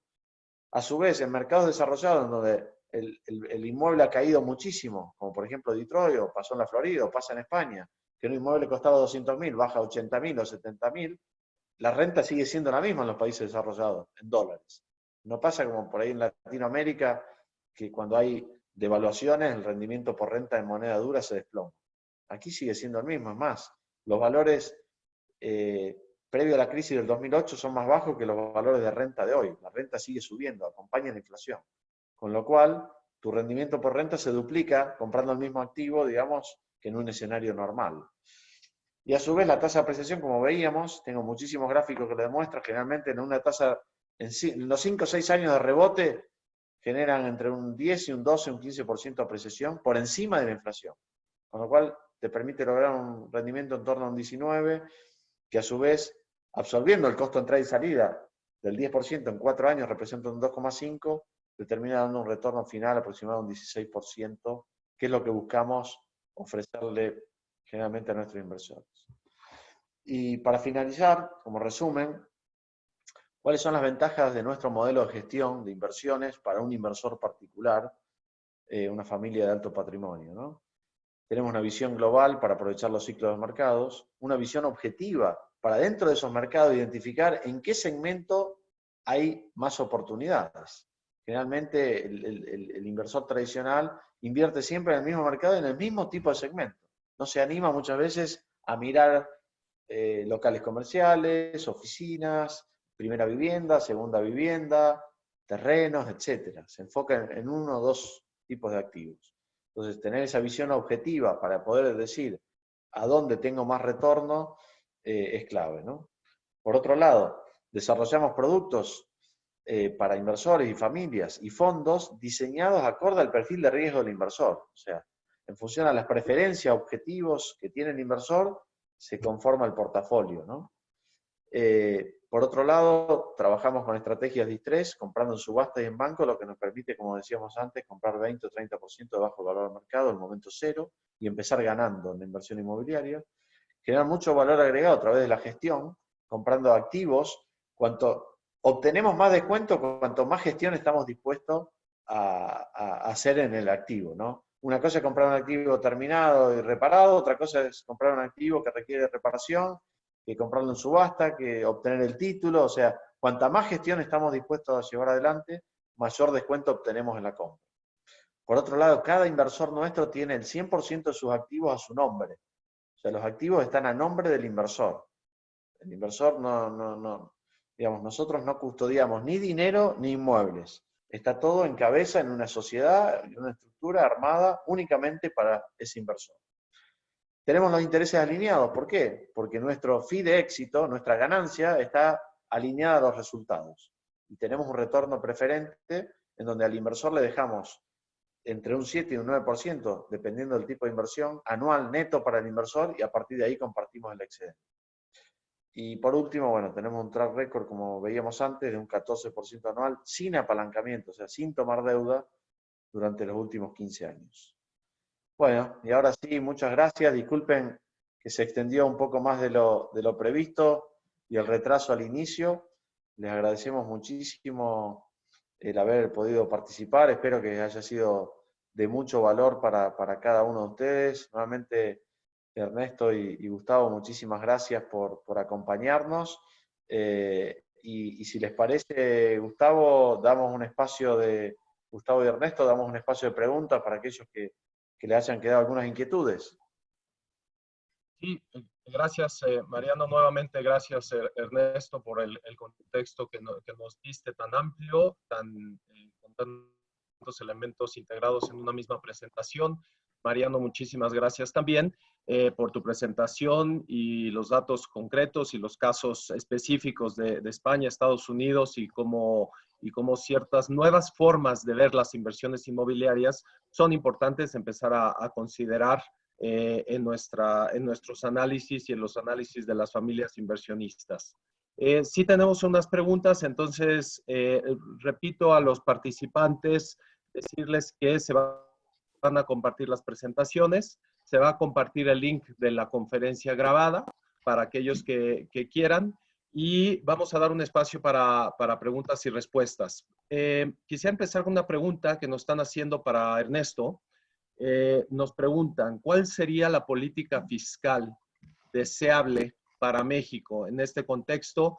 Y si pudiéramos también ampliar ahí un poquito, Ernesto, el impacto para el mundo inmobiliario y cómo crees que eso lo pueda empezar a afectar. Bueno, la primera pregunta, ¿cuál podría ser una política fiscal adecuada para México? Pues una similar a la que están utilizando países que a su vez también son similares en el tamaño y en las circunstancias de finanzas públicas que México. Y es simplemente una aplicación de paquetes fiscales, de estímulos fiscales y de gasto que permita, por un lado, atenuar el efecto negativo, sobre todo en las fuentes de empleo.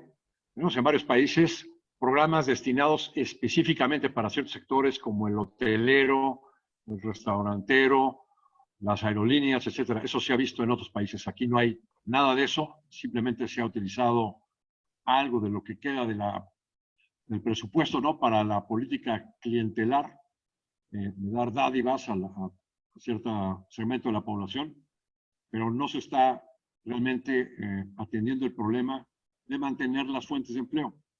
Y por otro lado, pues también ha habido una serie de políticas públicas que van en contra de la inversión, ¿no?, del clima de inversión y del Estado de Derecho. Si no se corrigen estas dos cosas, la verdad es que no tiene caso que se ponga el gobierno a gastar más, que por cierto, en lugar de estar gastando más, está teniendo que recortar gasto corriente. La verdad es que creo que esa es la parte medular del asunto. Si se puede restablecer la confianza, es decir, si hay políticas públicas amigables a la inversión, respetando el Estado de Derecho y atacando la creciente inseguridad, pues con eso me daría por satisfecho con la política fiscal. Hoy en día tenemos una política monetaria en México que está haciendo su tarea, está tratando de incentivar la liquidez y la creación de crédito, pero del lado fiscal va en sentido opuesto. Entonces esto a su vez hace que la política monetaria pues tenga un resultado, o para futuro es previsible que el resultado de la política monetaria pues sea mínimo, ¿no? Y en cuanto a bienes raíces, me concreté en algún aspecto de la presentación, hablar de la enorme distorsión que causan las políticas extremas de los bancos centrales, con estas políticas cuantitativas donde han bajado la tasa de interés a cero o a negativos y están creando dinero como nunca antes en la historia lo habíamos visto, ¿no? Sí vimos hace 10, 11 años que de repente la Reserva Federal empezó a crear dinero, pero el Banco Central Europeo se quedó rezagado. Y cuando el Banco Central, la Reserva Federal empezó a cerrar la válvula de creación de dinero, entró el Banco Central a crear dinero. Hoy estamos viendo la coincidencia de todos los bancos centrales de los países ricos en la misma dirección, todos con tasas de interés en mínimos históricos o negativas y fuertes programas de creación de dinero. El resultado, al final de cuentas, es que esto favorece a que los bienes raíces pues, suban de precio, ¿no? A que haya una mayor actividad alrededor de los bienes raíces. Y eso es lo que básicamente nos estuvo comentando Mariano en su exposición. Gracias. Muchas gracias, Ernesto.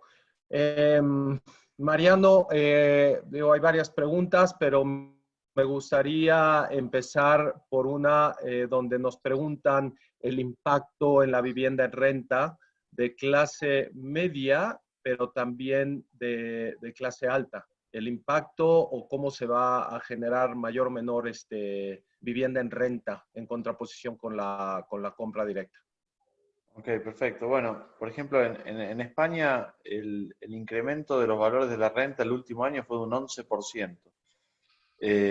La verdad que tanto en España como en Estados Unidos la morosidad por renta residencial nos llamó a nosotros mucho la atención, inclusive nos llevó a intercambiar información con otros fondos, la verdad que fue bajísima. O sea, el 93%, en realidad hubo entre un 10 y un 15% de demora en los pagos y de solicitud de ayuda, de pagar en dos o tres veces y demás, pero en cuestión de morosidad, digamos, real, 7-8% fue el promedio, tanto en España como en Estados Unidos, o sea, muy, muy baja, que nos llamó, digamos, felizmente la atención, ¿no? Porque nos esperábamos, por ejemplo, al haber tanto incentivo y flexibilidad de los bancos hacia los, digamos, compradores o la gente que tiene una hipoteca, en flexibilizarle 3 o 6 meses de pago, que pasó aquí en Estados Unidos y en España también en cierta medida, en menor medida, pero pasó,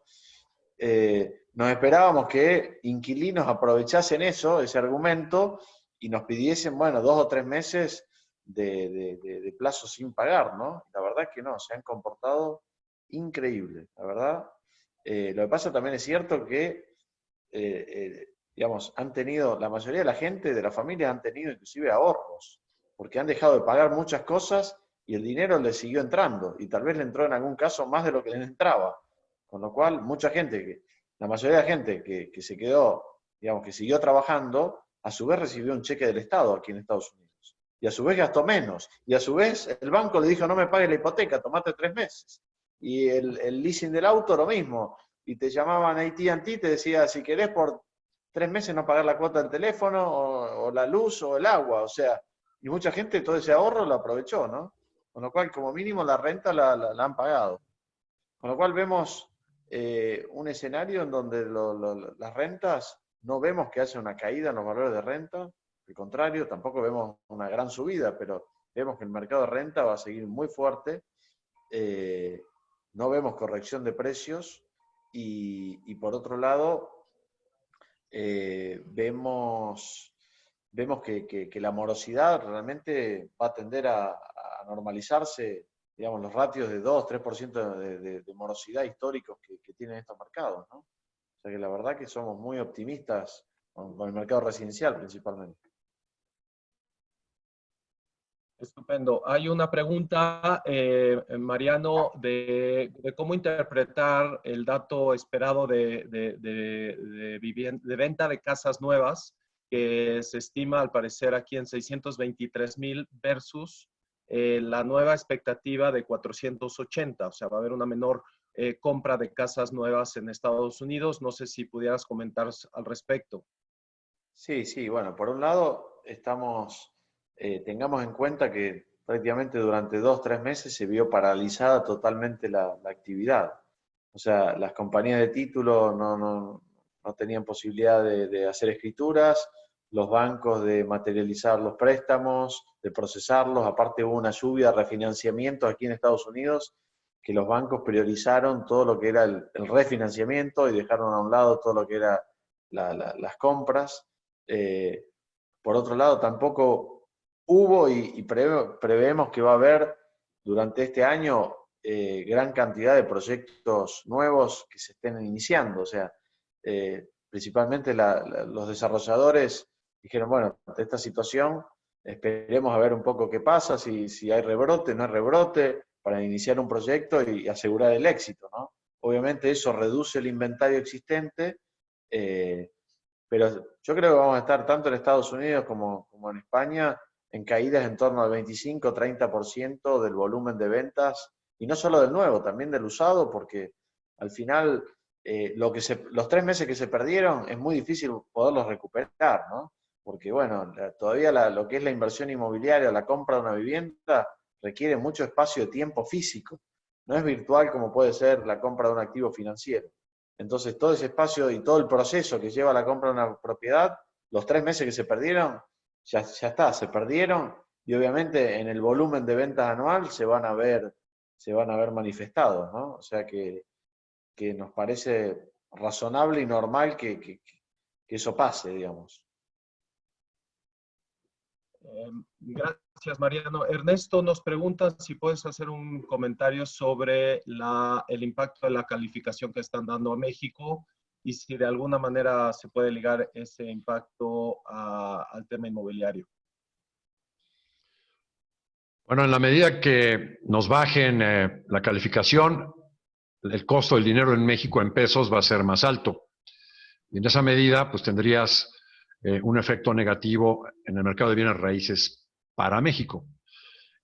Nuestra previsión es que sí, muy probablemente en el 2021 México pierda el grado de inversión.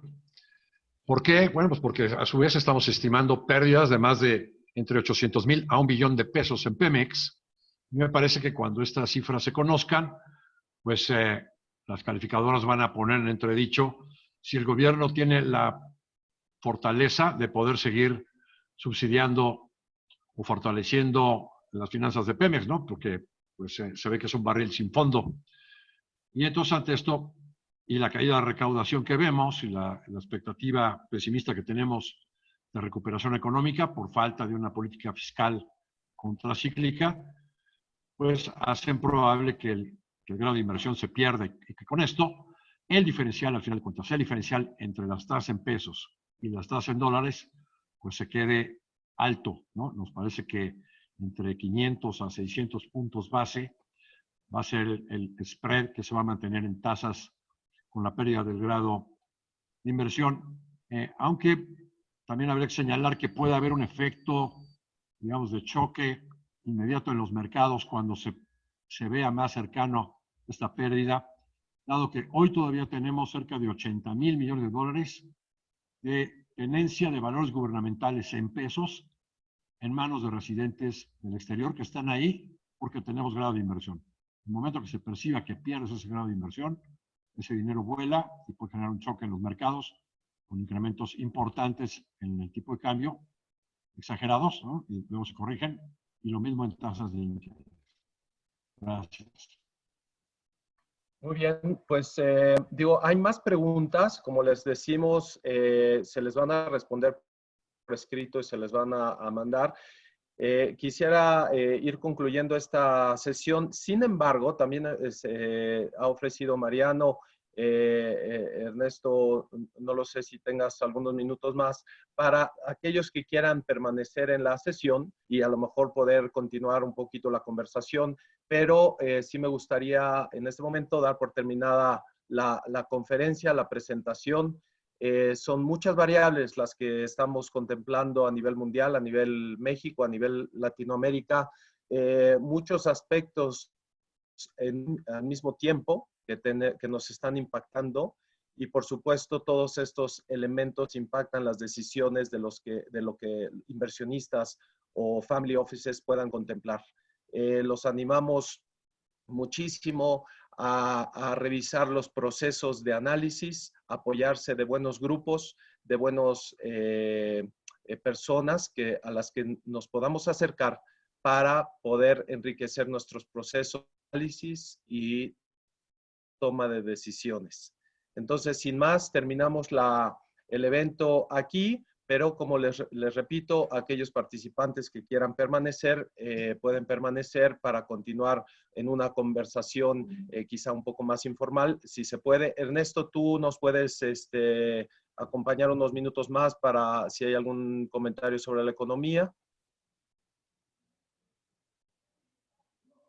Muy bien, pues muchísimas gracias. Me gustaría pasar a otras preguntas que tenemos por aquí.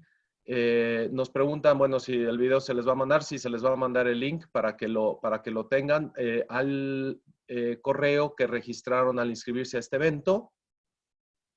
Y hay aquí una precisación, Mariano, si quieres, nos comenta Michael, que sobre la pregunta es que el dato publicado es de 623,000 vivienda nueva en compra y la expectativa es solo de 480,000.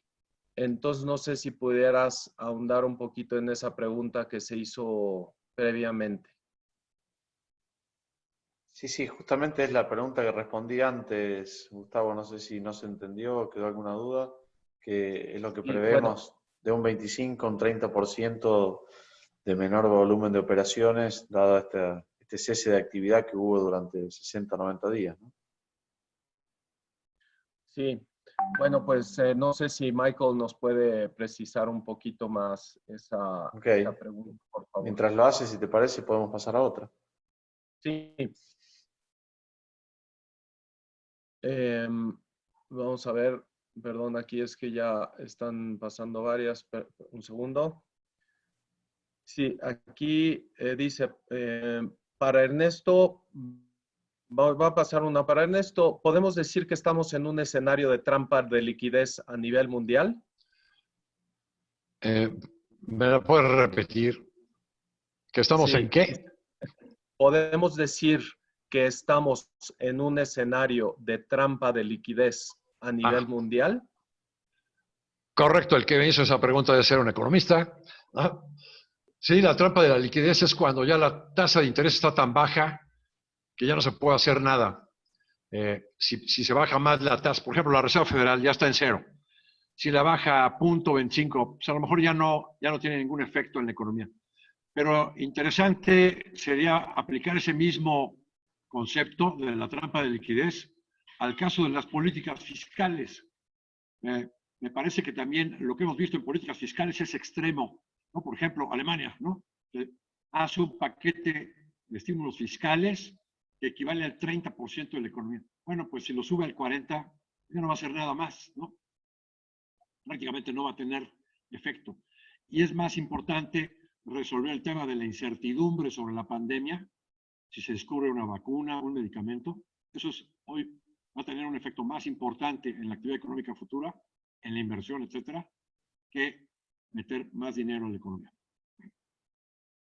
Muchísimas gracias, Ernesto. Y una pregunta más aquí, Mariano, en la renta de bonos versus la inmobiliaria, ¿está factoreada la apreciación del capital? No, solamente estábamos hablando de la renta, del rendimiento por alquiler, ¿no? Promedio, que está en torno a un 4%, pero a eso le falta la apreciación del capital, que dependiendo del mercado en el cual estemos, esa apreciación puede representar 0, 5 o hasta 10, 12% si estamos en un mercado en plena fase de recuperación y expansión. Por ejemplo, el año pasado, Madrid, Valencia, Málaga, ciudades importantes de España tuvieron una apreciación en torno al 10% anual.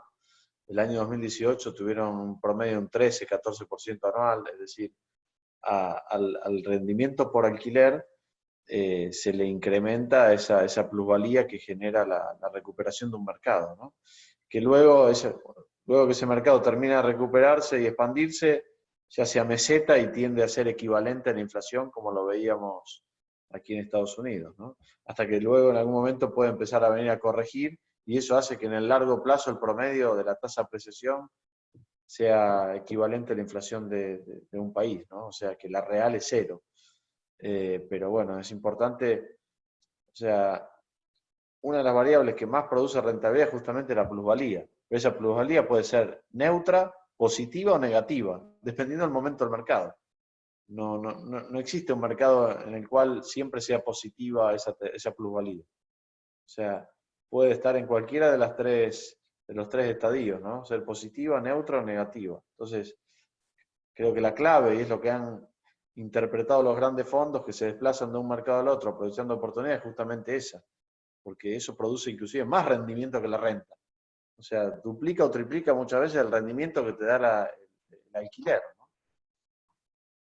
Y tampoco ha sido, y tampoco ha sido valorado en esa comparación el descuento que se puede obtener comprando un activo en banco y en subastas con descuentos. Eso tampoco ha sido ponderado, con lo cual, si sumás las tres, pasás a retornos parecidos al 12, 14, 15% anual, dependiendo del tipo de inversión y el mercado, que bueno, eso obviamente amplía muchísimo la brecha con el 1% que rinde un bono hoy, ¿no?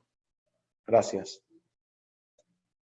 Nos hacen si puedes hacer algún comentario específico sobre la vivienda de clase media en San Antonio, y quizá con eso ya podemos, todavía hay presencia de muchos participantes en el foro, pero ya empieza a disminuir las preguntas. Si puedes hacer un comentario, Mariano, sobre las viviendas de clase media en San Antonio. Bueno, en particular, actualmente no operamos en San Antonio, pero conocemos el mercado y creo que la realidad de San Antonio no escapa a la realidad del resto de Estados Unidos. O sea, el mercado clase media creemos que va a seguir, digamos, estando muy sólido. Inclusive ahora con esta reducción en las tasas permite inclusive acceder a gente que hasta ahora no podía acceder porque no le daba la relación cuota-ingreso, y ahora con esta reducción de tasas, nueva gente se puede acceder que hasta antes de la crisis prácticamente no podía acceder, con lo cual creemos que ese segmento del mercado va a seguir muy robusto y va a continuar creciendo.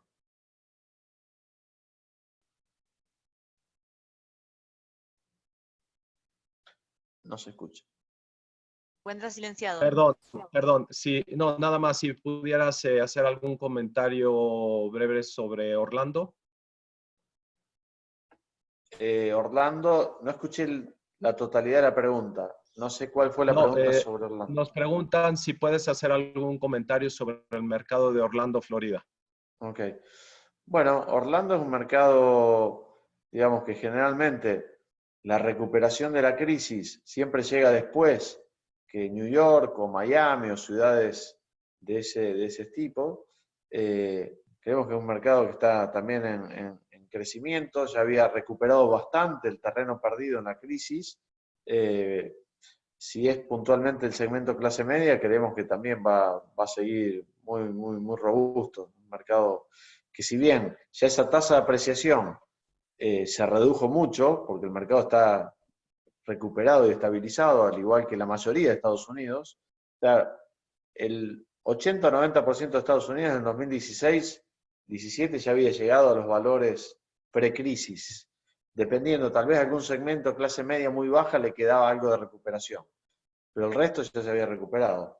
Es por eso que nosotros desde ese entonces ya no invertimos más en ninguno de estos mercados, ni en la Florida, ni en Texas, ni en Atlanta, y en la única ciudad de Estados Unidos que seguimos invirtiendo es Detroit, porque vivió una situación muy particular que generó que haya un retraso muy grande en la recuperación.